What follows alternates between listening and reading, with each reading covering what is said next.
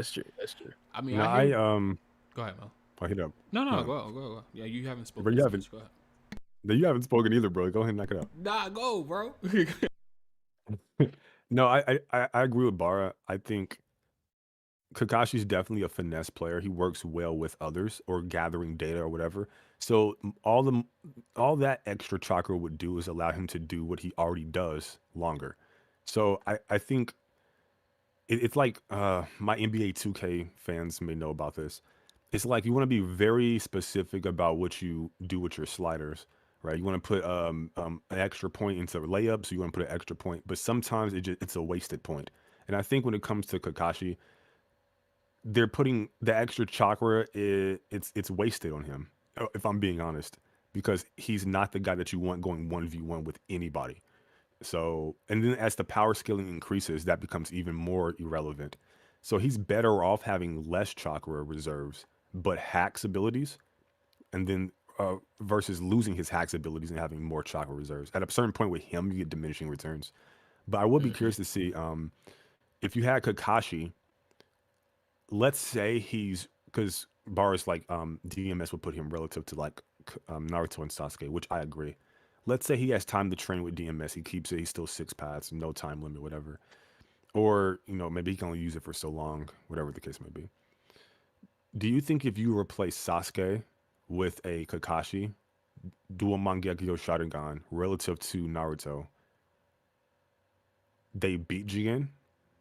Do you think that? Well, the thing is, Jigen's gonna have trouble hitting Kakashi. Well, assuming he can react anyway. Because the thing about the rods is they're not like Sasuke and Naruto just have these tiny rods hit them. They're already hit them, and then he enlarges them, and it's too late to do anything about it, kind of thing. But with Kakashi, if he has a passive Kamui, they're not gonna hit him. Like, because Jigen's actively throwing him, so he can't hit him that way. The only way he's hitting him is if Kakashi turns it off to touch him.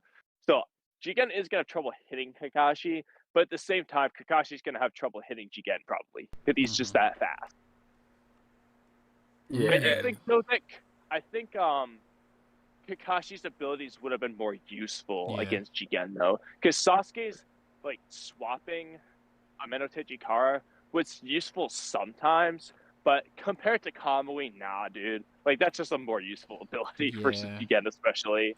But like versus Kamui is more. say, Kamui has is more versatile though. Like Kamui is not just one ability, whereas Sasuke's switching ability, he can only do that. Like Kamui, you can make yourself intangible, and you can send things to different dimensions and stuff like that, or the Kamui dimension. Yeah, which both is, like near and far away. Exactly. Like, so it has more 3 different aspects.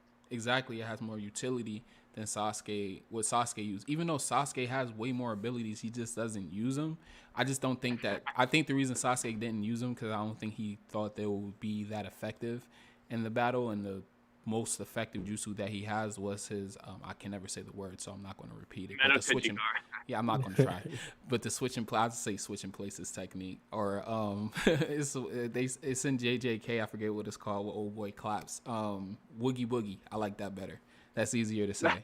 But the thing about that though is I almost disagree because Sasuke, he has trouble tracking and reacting to the rods. He can see them and barely track it with his Sharingan. He says he can barely track it. That means he's tracking because they're them. so So small. if he uses almighty push, dude, those rods are not going to hit him. They're going to fly away. They're tight. Yeah, They're why not didn't he use almighty push for that? That's a good got one. The 5-second problem. Jigen can throw another round, but that just means Jigen's wasting more chakra, and it's more observations for Sasuke to see what's going on. You know what I mean? Like, do you think almighty push would have used a lot more chakra? Because remember, Pain can only use it in. Say that again. I wouldn't say it's more chakra per use than the swapping places jutsu. It's probably less. Well, now, remember Pain had a. Yeah, I'm about to say Pain had a cooldown period. Cooldown. Yeah, he'd probably have that, but I don't know that's necessarily like a how to phrase it. So, try to give an. I don't know if it's necessarily like the cooldown is just because it's X amount of chakra, therefore X amount of cooldown, right? Versus it was just the weakness of the ability. Because I mean, Kabaku Tensei didn't necessarily have this 5-second cooldown, just all this shit's draining. That's not, I think the ability just had that cooldown. Sort of like what's his name? What was Itachi's best friend's name? Shisui. His ability, where he can like change reality or whatever, but he can only do it once every 10 years or some shit like that. You saying something? At least the Crow comparable to that. I don't think he has it that just has a limitation. cooldown. Like, Who has that limitation? I mean, I think the like, limitation comes it from could just be people who because aren't the chakra Shisui. thing, but I mean, it's not like we've ever seen Jiraiya when he uses a massive Rasengan and it drains the chakra or something. It's like it's a 5-second cooldown. It just drains your chakra. So I kind of feel like it's part of just the ability. No, I'm sure Shisui can only use that ability once every 10 years. I think that's what they said. I don't think they ever specified Shizui's timeline. He just said it can only be used every 10 years when he used it with the Crow. And said, unless you have Hashirama cells, then you can use it faster. So it's kind of implied Shizui's is 10 years, but it doesn't make any sense if it is, because Shizui was famous for having that genjutsu. The dude was like 16 or something when he died, and he planned on using one of them on Fugaku before Danzo stole the eye. Yeah. So I don't know how. I don't really think he would have gotten famous from one use of Kodo Matsukami, where the person didn't know they were under the genjutsu. One time. Like, you don't never know. That's what I'm saying. One time. Dude, I don't know. That's one of them changed. All it takes. Yeah. One of them changed the fourth Great Shinobi War. Like, the Crow also used Kodo Matsukami within 10 years of the Uchiha massacre. So, I think anyway, I'm not sure the exact timeline, but I think it might have been within 10 years too. So that also means that Shizui wouldn't have used it in either eye. So I don't know, bro. Like, I don't think he could have gotten famous off of that. 0 to 1 uses. Nobody even would have even known they were under the genjutsu. He was famous for more than that, like his body flicker technique. Yeah, he's famous for a lot of things. Yeah, so it wasn't like, just that. How knew what Kodo Matsukami was? Like, he knew Shizui had it, and he knew what it could do.